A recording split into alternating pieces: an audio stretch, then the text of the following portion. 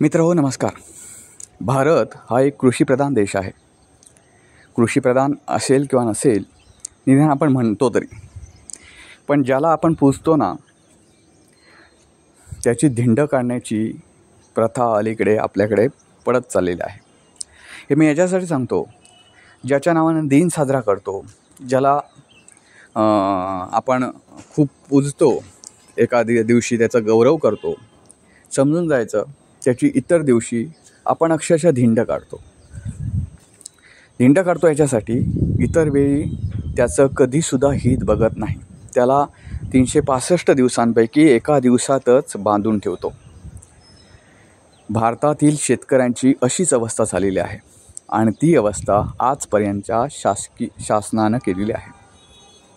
मग ते कोणतंही शासन असो, शेतकऱ्यांचा विचार करण्यात आलेला नाही. शेतकऱ्यांचा विचार करण्यात आलेला नाही म्हणजे काही शासनाने शेतकऱ्यांच्या कर्जमाफीचे निर्णय घेतले, पण ते कर्जमाफीचे निर्णय करून प्रश्न सुटणार आहेत का याचा विचार कोणीसुद्धा केला नाही. मित्रहो, हा विषय आत्ता बोलण्याची वेळ म्हणजे दोन गोष्टी.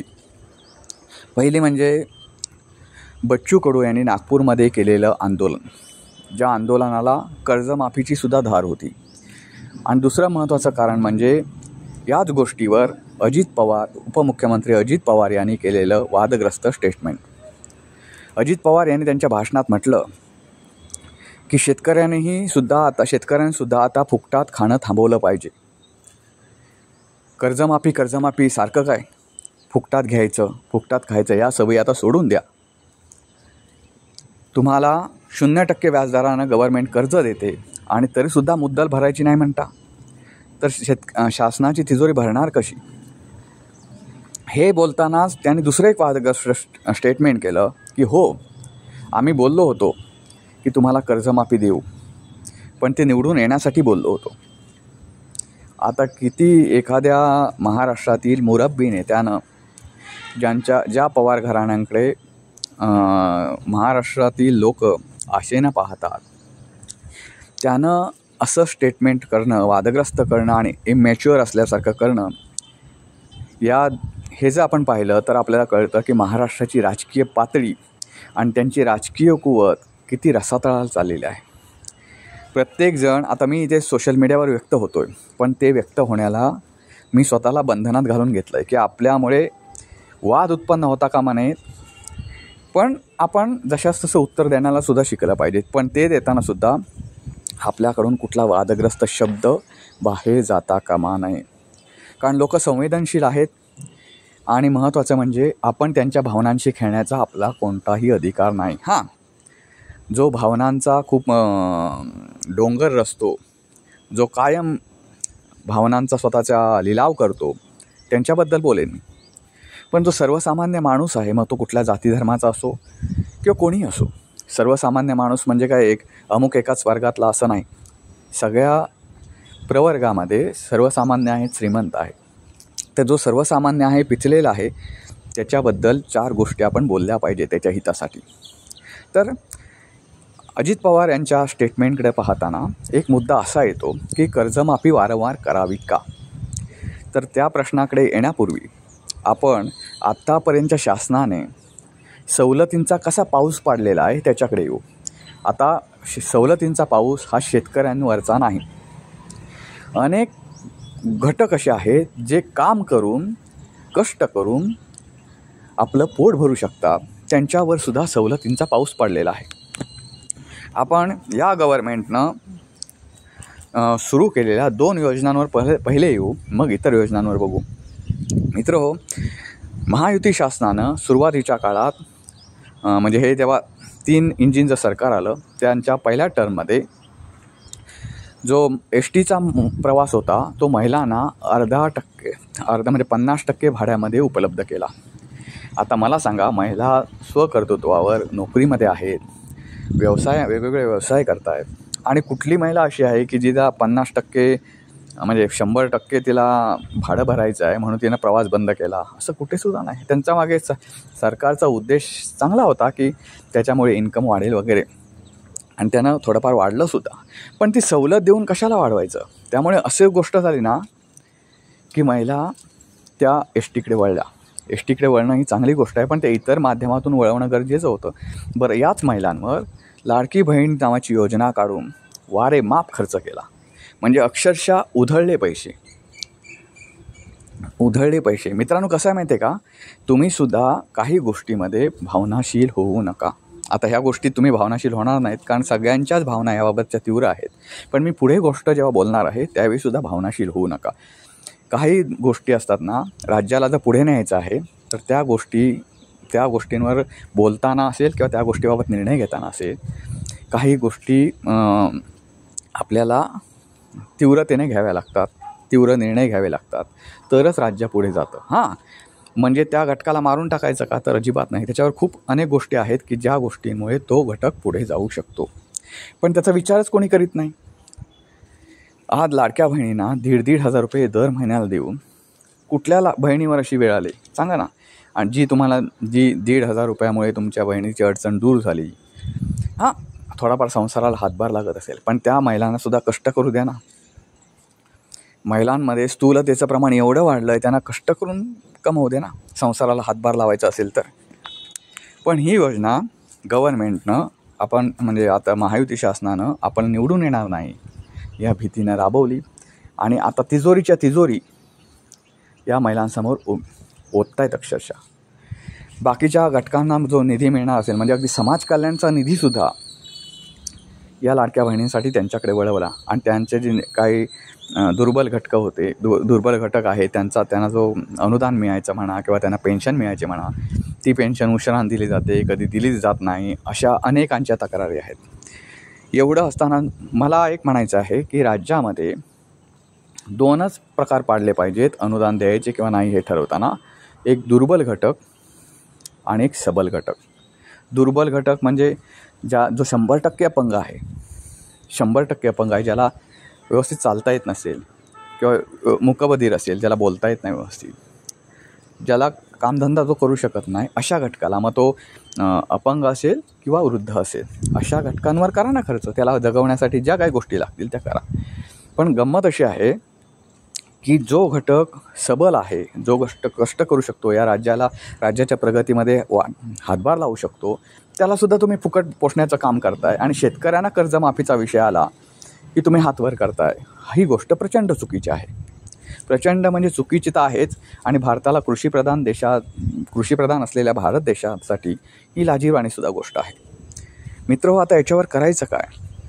तर अजित पवारांचं स्टेटमेंट सगळं चुकीचं आहे का? तर अजिबात नाही.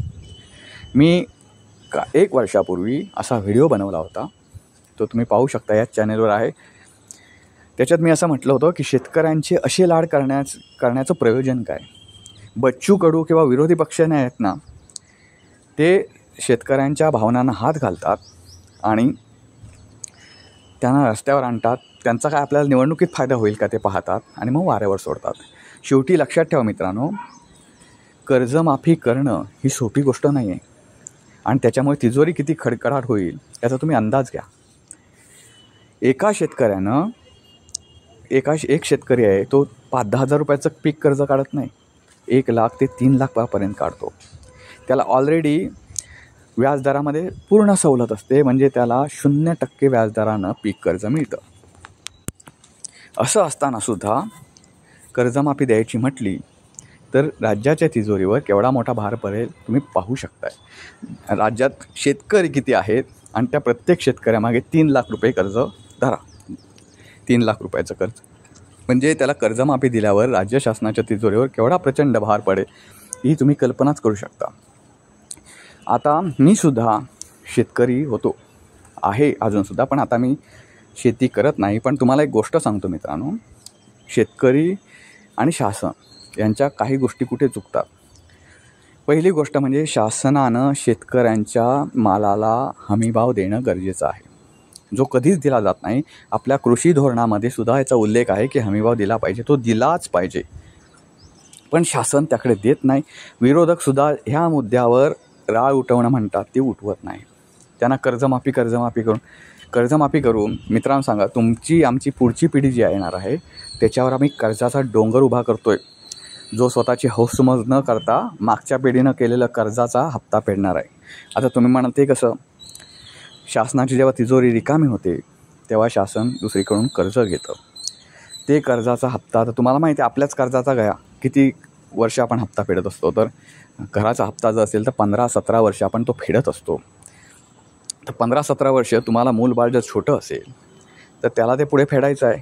कर्ज घेतलं कोणी तर मागच्या पिढीनं, आणि ते फेडणार कोण तर ही पुढची पिढी, जे जन्मतापासूनच त्याच्या डोक्यावर कर्जाचा डोंगर आहे.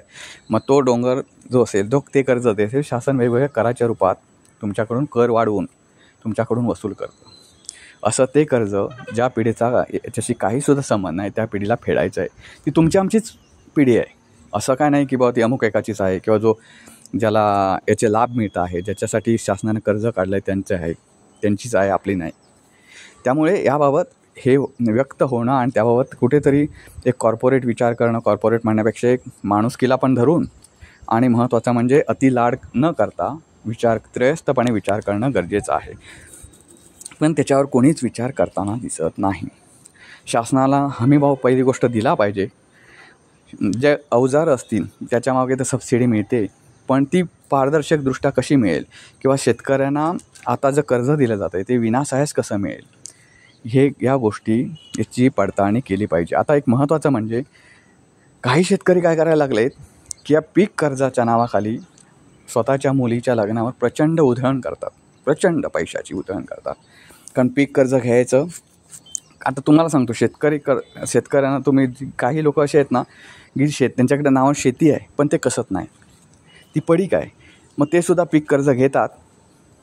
अधिकाऱ्यांना हाताशी देऊन त्याचे थोडे हातोले करायचे, पीक कर्ज घेतात आणि पीक कर्ज घेतल्यावर ती कुठेतरी पैसे उधळतात, पिकासाठी खर्चच करीत नाही. असेही काही शेतकरी आहेत. तुम्ही शेतकरी म्हटल्यावर सगळेच चांगले शेतकरी आहेत असं नाही. आणि मग ते त्याला कर्जमाफी, आणि कसं आहे माहिती आहे का, मला कर्ज हवं आहे, माझी शेती आहे पण मला कर्ज हवं आहे.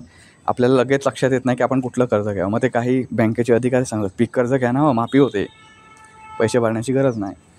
त्यामुळे सुद्धा पीक कर्ज घेतात आणि ते फेडत नाहीत. ते कर्जमाफी कधी होईल याची वाट बघतात. अनेक शेतकरी असे आहेत की जे थकबाकीदार आहेत. याचा परिणाम असा होतो की जे प्रामाणिक शेतकरी आहेत, जे कर्जाचा वेळोवेळी हप्ता फेडतात आणि ते कर्जाचा हप्ता फेडल्यानंतर अचानक गव्हर्नमेंट कर्जमाफी देतं.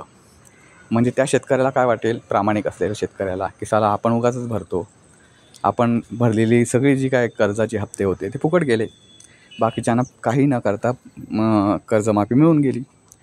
तर आपण येऊया मूळ मुद्द्याकडे. कर्जमाफी हा मुद्दा होऊ शकत नाही शासनानं शासनानं शेतकऱ्यांना वाऱ्यावर सोडायचं का, तर अजिबात नाही.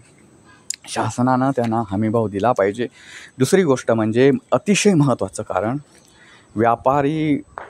व्यापारी गोष्टींवर नियंत्रण शासनाचं असलं पाहिजे, जे आता नाही आहे.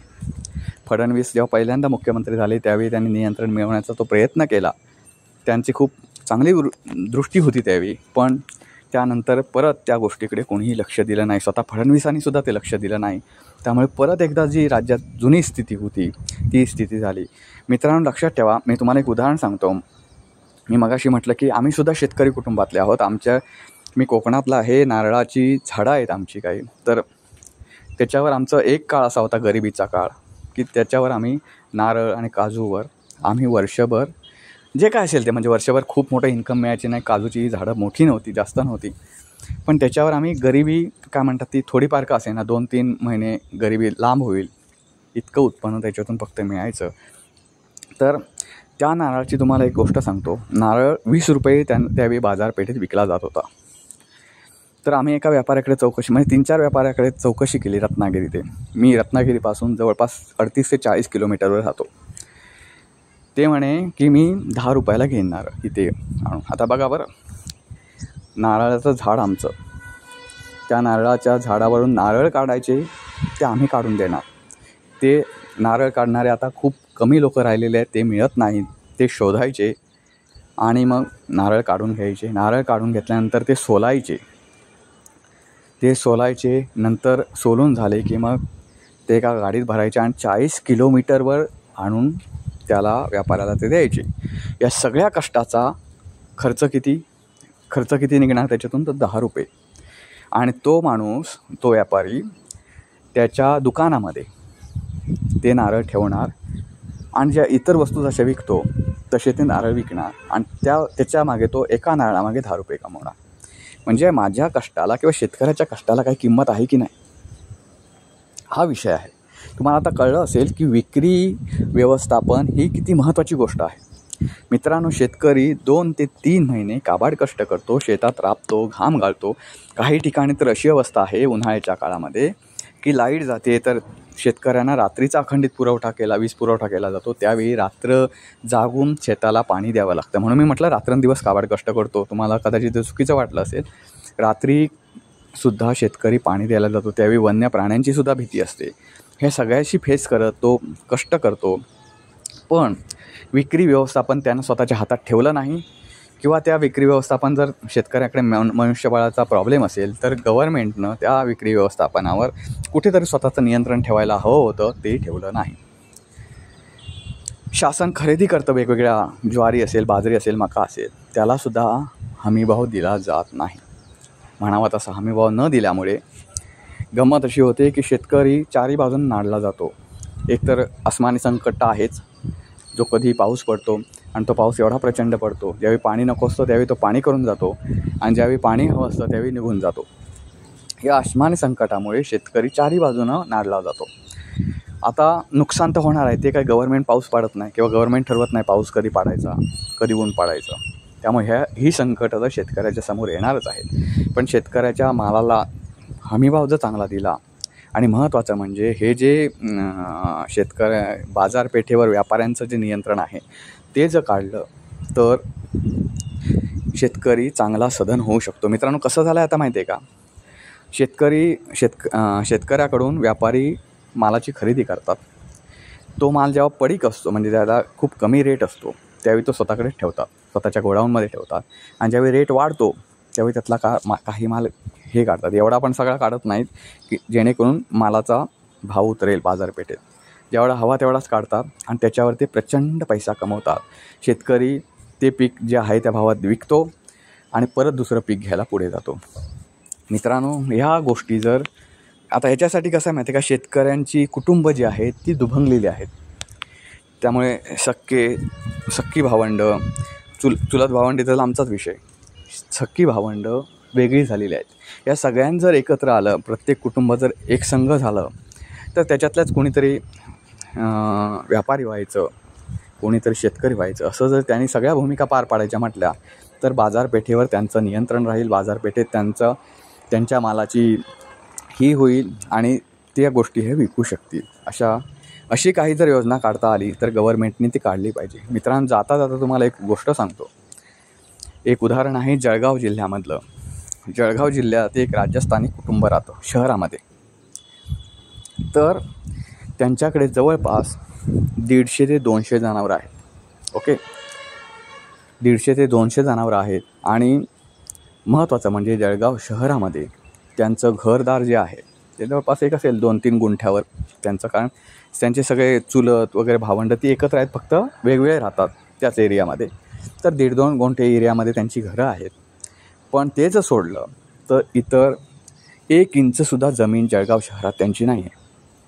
पण ते 150-200 जनावरांसाठी चाऱ्याची वगैरे व्यवस्था करतात इकडून तिकडून आणून, आणि ते दुग्धोत्पादन व्यवसाय करतात. तुम्हाला सांगायची गोष्ट म्हणजे त्याच्यातून ते एवढा पैसा कमवतात की त्यांनी स्वतःच्याकडे आता जवळपास 3 ते 4 लोक सिटीमध्ये घरोघरी दूध वाटण्यासाठी ठेवलेले आहेत हाताखाली. आणि महत्त्वाचं म्हणजे उरलेलं दूध त्यांची स्वतःची डेअरी आहे तिथे ते घालतात. मला काय म्हणायचं आहे, ज्याची 1 इंचसुद्धा जमीन नाही तो एवढा मोठा दुग्ध उत्पादन करू शकतो, तर तुमच्या आमच्या बुद्धीला, आमच्या शारीरिक कष्टाला काय किड्यामुंग्या लागल्यात? त्यामुळे अशा जर काही आपण डोकं लढवलं तर होऊ शकतं, सगळ्या गोष्टी होऊ शकतात. पण त्याच्यासाठी आपण आळस झटकला पाहिजे. गव्हर्नमेंटनं असेल किंवा राजकीय पक्षाने असेल, शेतकऱ्याला या गोष्टी शिकवल्या पाहिजेत. त्याला परिस्थितीतून इतर मार्गाने कसं बाहेर काढता येईल हे जाणलं पाहिजे. कर्जमाफी हा त्याच्यावरचा उपाय नाही. पण अजित पवारांनी जे निर्लज्ज स्टेटमेंट केलं आहे पुढे की आम्हाला निवडून यायचं होतं म्हणून आम्ही कर्जमाफीचं वचन दिलं, हे जे निर्लज्ज स्टेटमेंट केलं आहे त्याचा आपण निषेध करूया. तीव्र शब्दात निषेध करूया. पुन्हा भेटू पुन्हा एका नवीन व्हिडिओसह. तोपर्यंत नमस्कार.